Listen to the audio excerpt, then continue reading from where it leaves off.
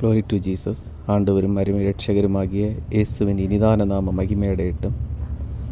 கிறிஸ்துவுக்குள் அன்பானவர்களே, உங்கள் அனைவருக்கும் இயேசு கிறிஸ்துவின் இனிதான நாமத்தில் வாழ்த்துக்களை தெரிவித்துக் கொள்கிறேன்.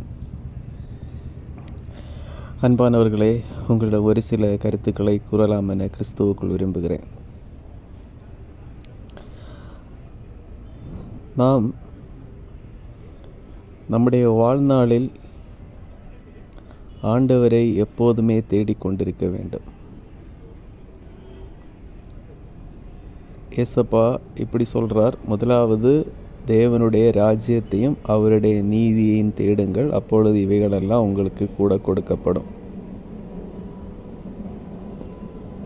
எப்போ எல்லாம் நம்ம ஃப்ரீயாக இருக்கிறோமோ அப்போ எல்லாம் உடனே தேவ சமூகத்துக்கு போக வேண்டியதான். சர்ச்சில் எந்தெந்த ஆராதனை வச்சுருக்காங்களோ அதெல்லாம் தவறாமல் நம்ம போய் பங்கெடுக்க வேண்டும். அது நம்முடைய வாழ்நாளில் நமக்கு கிடைக்கிற ஒரு பொன்னான சந்தர்ப்பம், தேவ சமூகத்திற்கு போவது என்பது. எப்பெல்லாம் போக முடியும் அப்பெல்லாம் போய் ஆண்டவரை தேடணும், ஆண்டவரை ஆராதிக்கணும், ஆண்டவரை துதிக்கணும், ஆண்டவரை தியானிக்கணும். அது நம்முடைய வாழ்க்கையில் ஒரு உன்னத ஆசீர்வாதத்தை தரும்.